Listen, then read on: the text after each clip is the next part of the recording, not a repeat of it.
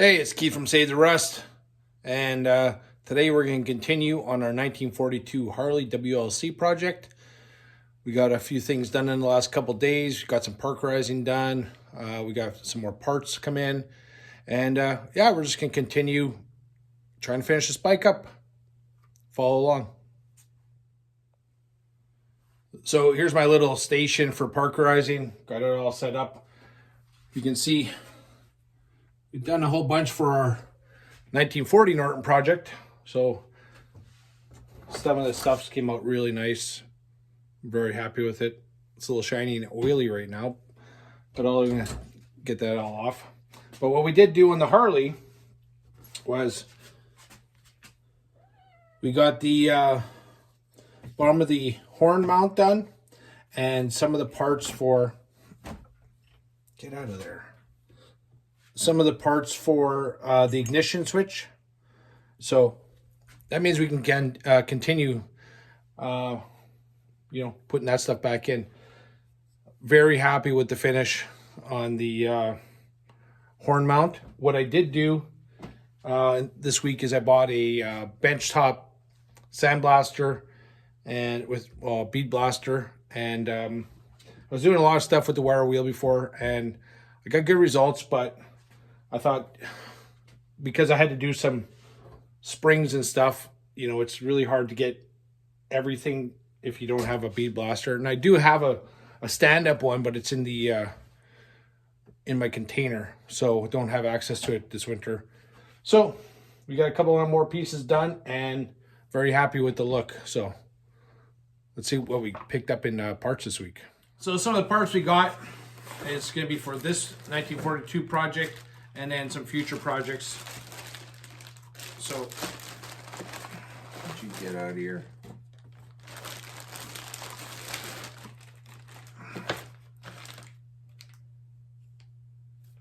Front axle nut. We got the starter hub rebuilt gaskets, coil mounted clamp kit, clutch arm rebuild kit,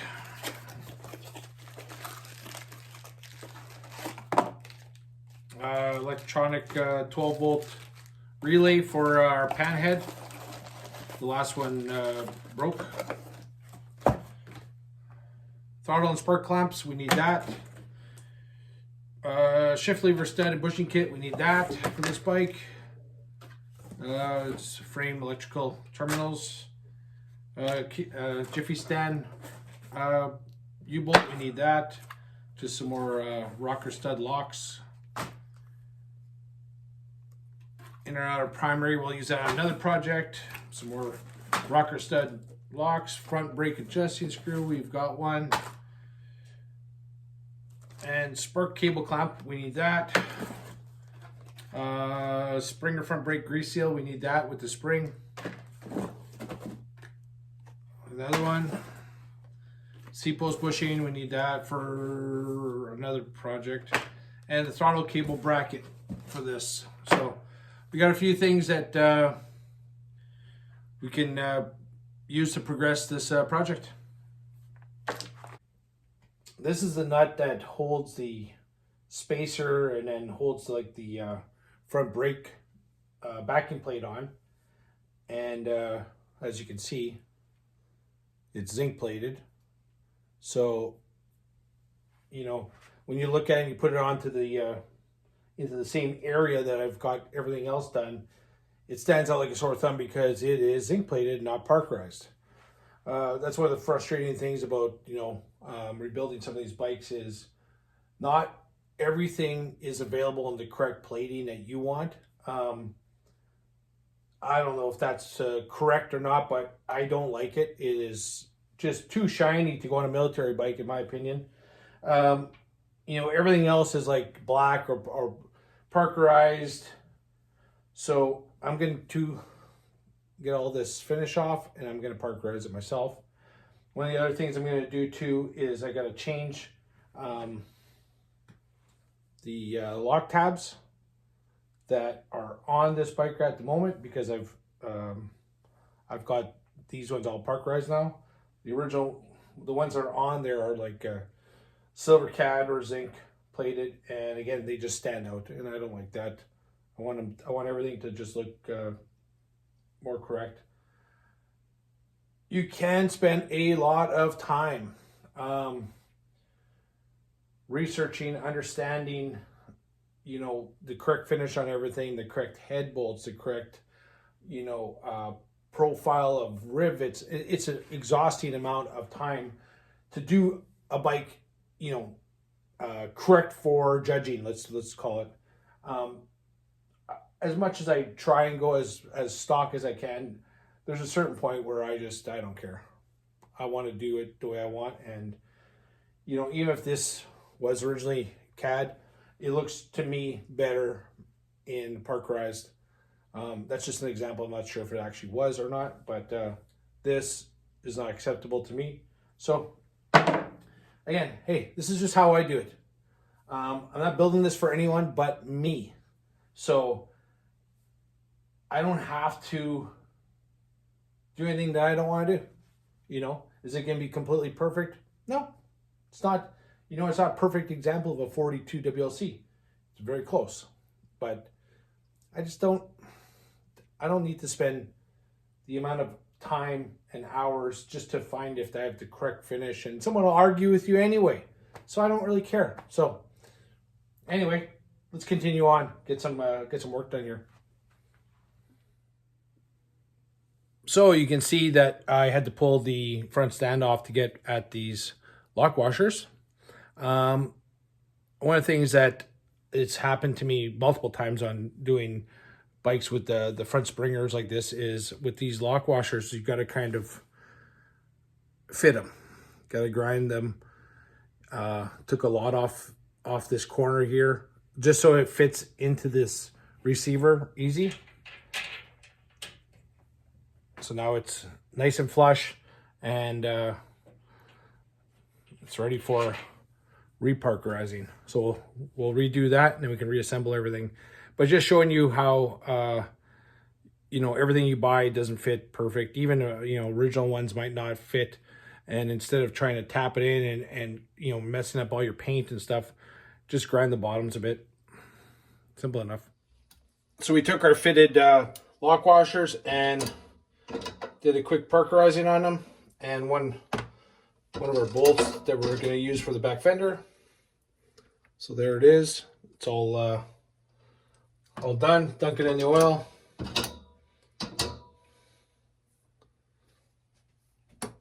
And we'll dry it off, and then we can install it. And it's back to fully parkerized again after fitting. All out of the oil and ready to install. It's perfect now, and then we can just put everything back together for the front stand.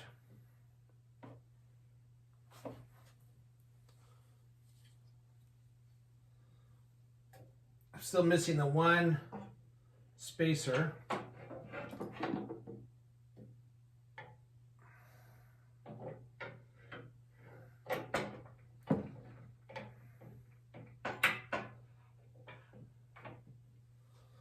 Like this, we need this spacer still. Gotta make it. Took some measurements, so I'll have to make one on the lathe.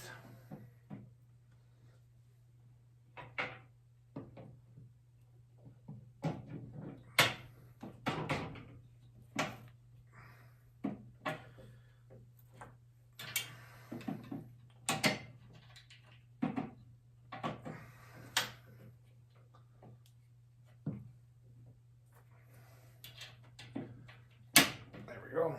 And the nut is a castle nut, so we'll put that on, and we'll have to get a cotter pin. So I need to find one more castle nut like that for the other side, and that spacer. So one of the things I wanted to say was, while this is normally folded over onto a nut on the front stand, it isn't, but you still need to use it because of it locks that bottom fender in position. It's not just from tightening it, it holds it in position because of how that is formed and how the cutout in the fender. So it's a mounting point. So you want to use these, even though normally you'd fold these tabs over to lock the nut. But again, in this case, we're not folding it over anything because it's not a nut on it. So we got the bolts all stripped and then parkerized for the back fender mount.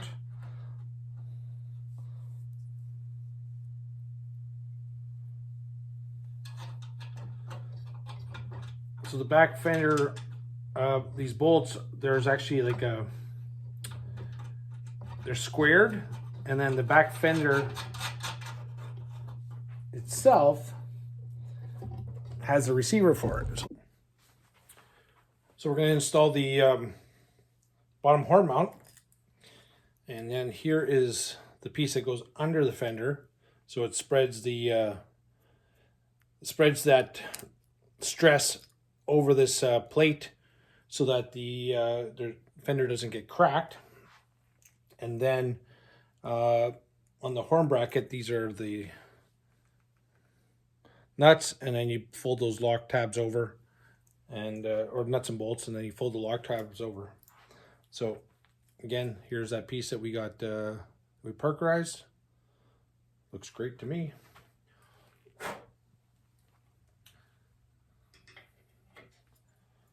Put it on top of there. Let's see if I can get you guys in closer.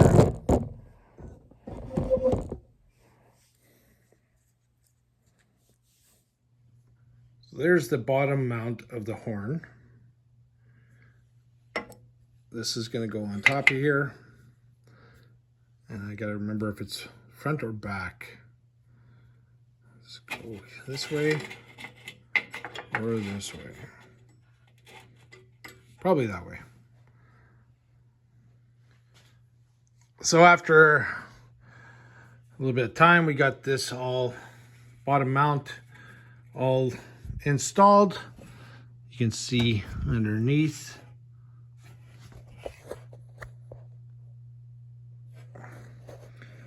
So one more piece done. We're gonna have to work on this, figure out the length of bolts. For some reason, I think there's a rubber grommets that go underneath here. But I have to look into it. So one of the parts that we got last week from Milan, at Milan's Motorcycles, was the shaft washer for the behind the lever for the brake arm. So one of the things about when you're doing these bikes, and again, I never start with a complete bike. It's always start with pieces. Is finding every little part. It's amazing how many thousands of parts it takes to make a motorcycle. So here's what we got here. So it's a beveled, like dished, just a little washer, just very thin, and that just goes on the cam, on the brake cam. And that just keeps the brake arm from rubbing against the brake backing plate. So one of the things I had to do is I had to start the nut and pull that brake lever onto the shaft as much as I could before I could put the lock washer on. And finally got that, sucked in really good, and then installed the very specific lock washer. There's a lot of unique hardware that goes on these bikes, and there's also a little bit of tough times trying to figure out some of the hardware because it's a Canadian model. In your regular parts manual, it'll tell you a lot of this stuff, but on very specific Canadian parts, it doesn't show them in. So you have to find different resources. I have another manual that's specific for the WLC, and so I'm bouncing around probably 4 or 5 manuals at all times trying to find specifically, you know, all these little washers and stuff. Like the flexible hoses have like almost different fittings at the ends because of the flexible, and they have a specific there's like a clamp for them. There's lots of different things that you have to kind of bounce around and try and find the correct information. So it goes the same with all the rest of all these parts. They all have very specific hardware, and sometimes it's just tough to get it all.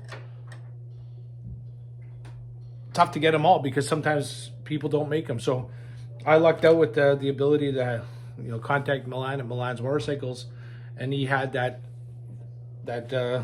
little spacer, you know. So continue on. We got that done. You'll notice that we have the brake drum on. It's completely installed because when you're taking the back wheel out, you don't need it to install. So you take the wheel off, you remove the brake bolts that bolt onto the brake drum, and then you can pull the wheel out, leaving this all intact. One of the things about the brake rod, to me, this is probably one of the spots on the entire 45 that was not engineered perfectly, because there's so much going on in this one little area. The brake rod, the chain guard, which we don't have installed, and the fender, I think they could have done something a little bit better to space it, because there's always rubbing going on. There's always rattling going on from this area, just because everything's so tight. You'll see once we get the chain guard on, it's just like, it literally rests on top of it. I've tried, you know, kind of bending it out of the way, you know, shimming it, all this stuff, and in the end, you're going to wear off some paint. It is what it is. But like even right now, I can see a spot on the fender right here that's already wearing out from just a little bit of movement I've been using on the you know, getting the brake rod installed. We also finished up in the front. We put the washer and the cotter pin in, so that's all done. You also notice right here, let me get a closer look for you. So one of the interesting things is this right here. So what this is a drip feed for the rear chain. So the chain will come underneath here, go onto the sprocket, but this goes and attaches to the bottom oil pump there. And it's specifically made, all bent already for you. I got a couple of them new old stock. But yeah, this little thing will just drip oil onto that rear chain and allow it to always have lubrication. So, gonna start working on the advance and retard wire to the timer. So what I did is I've already marked where I want to cut it. I've pulled out the clip that's gonna go onto the bottom, onto the front cylinder. We'll have to undo this this nut and install that. And then one of the things I wanted to show you was right in this position here, there's supposed to be a clip. It's an angled clip. Well, I went through every clip I have, looked in everywhere, and none of them are angled. So these are all my extra clips. I'm pretty sure they're Harley. All of them are Harley, but you never know. So what I need is one like this. But this is actually for a throttle bracket for 37 to 48 big inch flatties and Harley 45s with iron heads. So I have aluminum heads. So I need basically this, but at an angle. So we'll have to order that. So again, you have to do your research. The manual shows you the clip goes here, that holds that in position. And then what you want to do is you want to have this cable kind of between the carburetor and the barrel, but not touching. You want to, burn the casing. So we're going to cut this, and then we're going to slide the cable ends, which I have somewhere. So what I did is I installed the cable. I was running around back and forth, side to side, so it gets hard to film this for you. But here's the clip. It goes on the back cylinder. You have to pull this nut off and then tighten it down. This is a specific cable end. I think it's a part number 4880 if I'm correct. And then you got to pass the wire through here. This is a set screw. And basically what you want to do is you want to make sure you got full retard and advance, which it looks like we do. I mean, we'll have to set all that when we go to fire it. But that's how it's all working. So I just zip tied it here to kind of simulate that the clamp was in position. And this is kind of how you want it. You want the cable kind of away from the barrel, kind of, suspended in the air so it doesn't get too hot. So now we can proceed to working on the throttle. So I've got the cable routed basically where I want. What I had to do is kind of pull the cable back out, remove the wire, internal wire, so I could fish the cable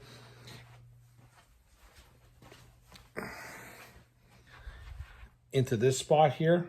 Had it on the opposite side, whatever, no big deal.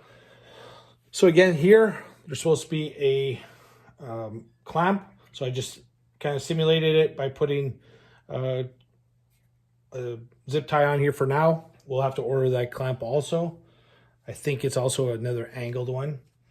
And then right on top here is where we're gonna have to pull this head bolt out and install that clip that holds the wire in position right here. So I got that, and then we have to change that the top lever, top arm, because it's wrong. If you saw my last video, I explained all this. So this is the proper WLC modification. So that's the next on the agenda. Follow along. So we're going to pull off that head bolt.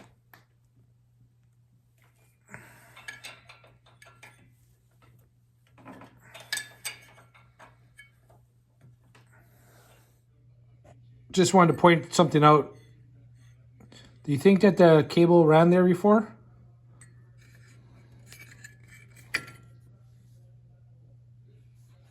I would say so. So when you're looking at this head, you're going to see a lot of imprints on where a cable had run in the past. So there's spots right here, here, and over there. I'll show you those in a second. But what I want to show you is what I'm going to be changing. So here's your typical head bolt. Okay. And here's the one I'm changing it with. It's got a spot to put a quarter 24 bolt into it. And that's what I'm going to use to hold the cable in position. So you can see right here, the cable has been in this position for a long time. But I'm going to show you the other side. And you can see right here where it's also been run into that same position for a long time. And what causes that is probably not having something to hold the cable, and it's moving back and forth and it's wearing out that aluminum. Because inside this sheath of cable is like a steel wire loom that's wrapped. So I've spent the last probably hour and a half trying different positions for the clamp, different clamps, because there's been so many different variations here, and because I'm using that WLC modified arm, I'm having a tough time getting a clamp that will actually fit in the same spot, because I've moved it. You know, it was running here. You can see where, you can see right here is where it would normally run, because this is where the arm would be. Normally it'd be actually a short arm, but this extension for the WLC, which uses the spiral I have on here, it changes the position of the cable. It goes from, you know, close over here to over here. So I replaced that head bolt, and I've tried multiple different clamps that I have. I've even tried bending the tabs. I've tried this, I've tried that, and I can't get anything that's close enough to here to hold this in position and then allow the cable to drop at the same time. So right now it's kind of dropping in that position, and if you look, you can see how it kind of comes down. So what I really like to do is, if I could get that a little bit tighter, or I don't want to loosen it, but if I could get it where it's on the flat, I'd probably be able to squeeze it in. But either way, it works well. So we'll think about that. And what I did do too is, instead of waiting and trying to find those angled brackets, just use these straight ones. That'll hold the cable.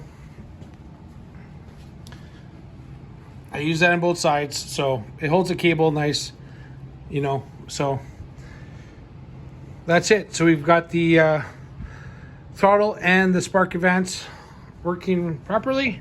So I'll just, you can see that arm.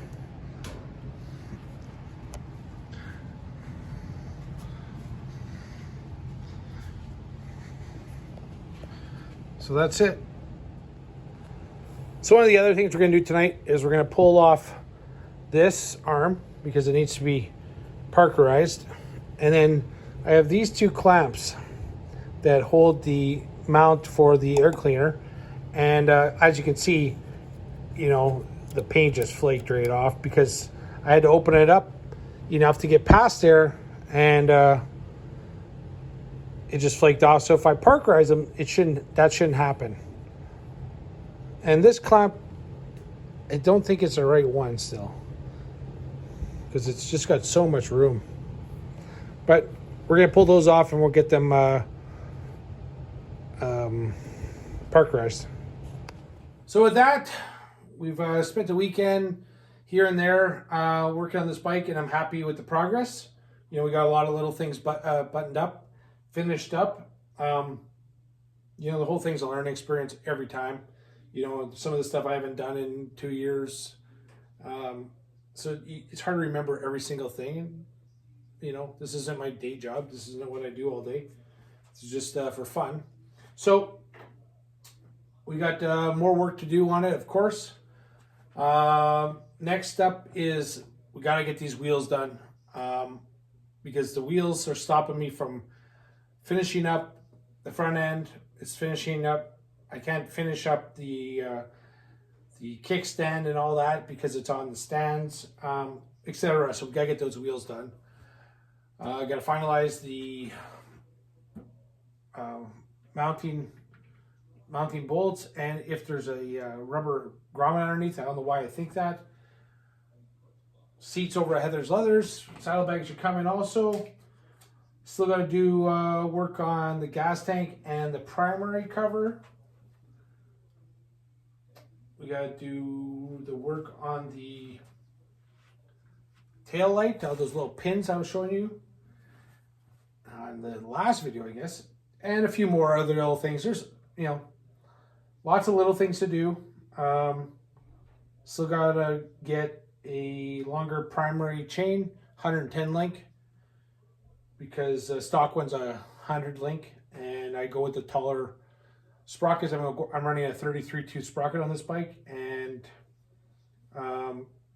the stock 100 length isn't long enough. So yeah, always got more stuff to do. We're gonna do a bit more work on our Norton this next week, and yeah, maybe a bit on the Flanders or something. Drop off some more powder coating for the Triumph. Always stuff going on. Just got to keep focused on some stuff, and you know, every day that you work on it, there's progress, and that's what's the key. You know, so thanks for watching. Thanks for subscribing. Thanks for your words of encouragement. I'm always appreciate it. Hope people learn a little bit off this is what I hope. And if not, I hope you enjoy it. Seeing what it takes to get one of these old bikes back on the road. No TV BS. This is real life. This is the stuff that actually takes time. And I'm Keith. Save the Rust. This is who we are. This is what we do. Have a great day.